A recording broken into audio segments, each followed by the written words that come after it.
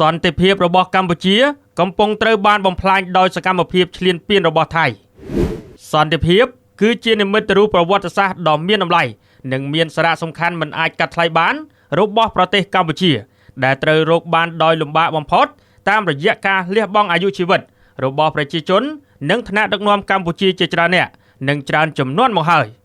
បន្ទាប់ពីសង្គ្រាមអស្ថិរភាពនិងវិបត្តិនយោបាយដ៏យូរអង្វែងរបស់កម្ពុជាបានឈានមកដល់ដំណាក់កាលសន្តិភាពនិងការអភិវឌ្ឍទៅហើយប៉ុន្តែពេលនេះសន្តិភាពរបស់កម្ពុជាកំពុងប្រឈមនឹងការរង្គោះរង្គើនិងបំផ្លិចបំផ្លាញជាបន្តបន្ទាប់ដោយសារសកម្មភាពឈ្លានពាននិងការរំលោភបំពានលើអធិបតេយ្យភាពជាតិកម្ពុជាពីសំណាក់ភាគីលំមសង្គ្រាមឈ្លានពានថៃនៅតាមតំបន់ព្រំដែនប្រវត្តិសាស្ត្រនៃទំនាក់ទំនងកម្ពុជាថៃគឺពោរពេញទៅដោយភាពស្មុគស្មាញនិងបញ្ហាចំនួនព្រំដែនកើតចេញពីការបកស្រាយផែនទីមិនស្របគ្នាបញ្ហាប្រាសាទនិងផែនដីមួយចំនួនបានคล้ายទៅជាចំណុចក្តៅផ្នែកនយោបាយកត្តាសំខាន់ដែលជំរុញឲ្យកើតមានសកម្មភាពឈ្លានពានពីភាគីថៃមិនមែនមានតែបញ្ហាព្រំដែនប៉ុណ្ណោះទេប៉ុន្តែថែមទាំងពាក់ព័ន្ធជាមួយនយោបាយផ្ទៃក្នុងថៃផងដែរ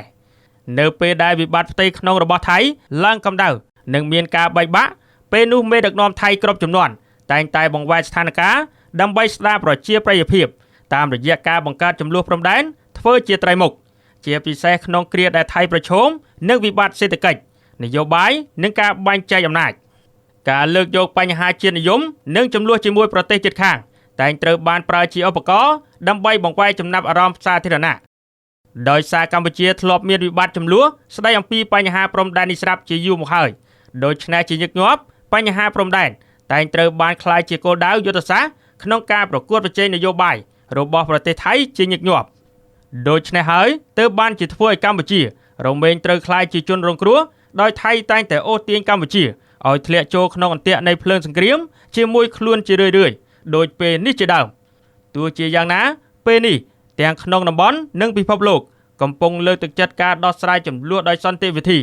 សកម្មភាពប្រើកម្លាំងការរំលោភឈ្លានពានចូលតំបន់ព្រំដែនការគម្រាមកំហែងយោធាឬការរំលោភកិច្ចព្រមព្រៀងសន្តិភាពបង្កឡើងដោយភាគីថៃគឺជាការធ្វើឲ្យសន្តិភាពមួយដែលកម្ពុជាកំពុងថែរក្សាការពារត្រូវរងការបំផ្លិចបំផ្លាញដោយយោធាថៃយ៉ាងគួរឲ្យព្រួយបារម្ភបំផុតផលប៉ះពាល់នៃសកម្មភាពឈ្លានពាននេះមិនត្រឹមតែប៉ះពាល់ដល់ផ្នែកយោធានិងសន្តិសុខជាតិរបស់កម្ពុជាប៉ុណ្ណោះទេប៉ុន្តែថែមទាំងប៉ះពាល់យ៉ាងធ្ងន់ធ្ងរដល់ផ្ទះសម្បែងទីតាំងអាជីវកម្មទ្រព្យសម្បត្តិហេដ្ឋារចនាសម្ព័ន្ធរូបវន្តនិងធ្វើឲ្យប្រជាពលរដ្ឋស្លូតត្រង់ជាច្រើនអ្នកបានរងរបួសស្លាប់និងប្រជាពលរដ្ឋរាប់ម៉ឺនគ្រួសារបង្ខំចិត្តត្រូវជម្លៀសខ្លួនចេញពីលំនៅឋានដើម្បីគេចពីការវាយប្រហារដោយកំរោលនិងដោយគ្មានរើសមុខពីសំណាក់យោធាថៃពិសេសជាងនេះទៅទៀតគឺជីវភាពរស់នៅរបស់ប្រជាពលរដ្ឋនៅតាមបណ្ដោយព្រំដែនសកម្មភាពពាណិជ្ជកម្មទ្វេភាគីការវិនិយោគនិងភាពជឿជាក់របស់សហគមន៍អន្តរជាតិកសិករពាណិជ្ជករកម្មករនិងពលរដ្ឋធម្មតាគឺជាអ្នករងគ្រោះដោយផ្ទាល់ពីការបិទច្រកព្រំដែនការរឹតបន្តឹងចរាចរណ៍និងបរិយាកាសភ័យខ្លាចដែលកើតឡើងរៀងរាល់ពេលមានភាពតានតឹងសកម្មភាពវាយប្រហាររបស់យោធាថៃខាងលើនេះមិនមែនត្រឹមជាការប៉ះទង្គិចតាមព្រំដែននោះទេប៉ុន្តែគឺជាសង្គ្រាមឈ្លានពានយ៉ាងពិតប្រាកដនិងជាការបង្កឲ្យមានវិនាសកម្មយ៉ាងធ្ងន់ធ្ងរដោយបង្កឲ្យមានការស្លាប់បាត់បង់អាយុជីវិតរងរបួសការបំផ្លិចបំផ្លាញទ្រព្យសម្បត្តិប្រជាជនស៊ីវិលនិងហេដ្ឋារចនាសម្ព័ន្ធរូបវន្តយ៉ាងធ្ងន់ធ្ងរដ៏គួរឲ្យសោកស្ដាយជាទីបំផុតនៅមុខស្ថានភាពដ៏ស្មុគស្មាញនិងគ្រោះថ្នាក់នេះកម្ពុជាបានបន្តប្រកាន់ភ្ជាប់នូវគោលការណ៍សន្តិភាពការអត់ធ្មត់និងការដោះស្រាយតាមផ្លូវការទូតនិងច្បាប់អន្តរជាតិរដ្ឋាភិបាលកម្ពុជាបានបន្តប្រើប្រាស់យន្តការទ្វេភាគីការចរចានិងតាមរយៈផ្លូវច្បាប់អន្តរជាតិក្នុងគោលបំណងរកយុត្តិធម៌ដោយសន្តិវិធីទោះជាយ៉ាងណាការអត់ធ្មត់និងការមិនបង្កសង្គ្រាមមិនមែនមានន័យថា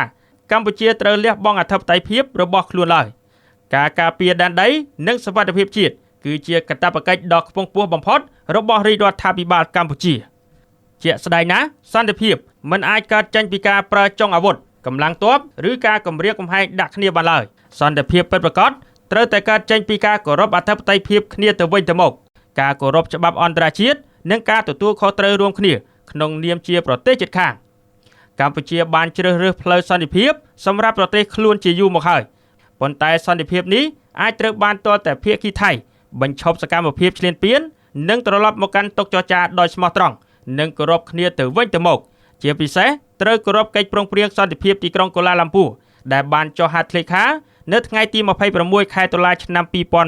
2025បើថៃជាប្រទេសមួយដែលបានប្រកាសក្តែងថាជាអ្នកស្រឡាញ់សន្តិភាពនិងគោរពច្បាប់អន្តរជាតិមែនគួរណាស់ទាំងរដ្ឋាភិបាលនិងកងទ័ពថៃប្រកាន់យកការដោះស្រាយព្រំដែនដោយសន្តិវិធី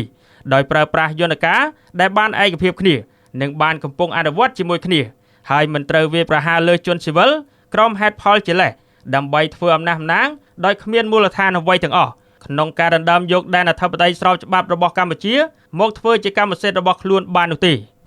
ផ្ទុយទៅវិញការសម្រេចចិត្តងាកថយក្រោយរបស់ថៃចេញពីអំពើឈ្លានពានមកលើកម្ពុជាអាចជាបច្ច័យល្អខ្លះៗដើម្បីស្ដារមុខមាត់និងអំពើឈ្លានពានរបស់ខ្លួនបានទាន់ពេលវេលា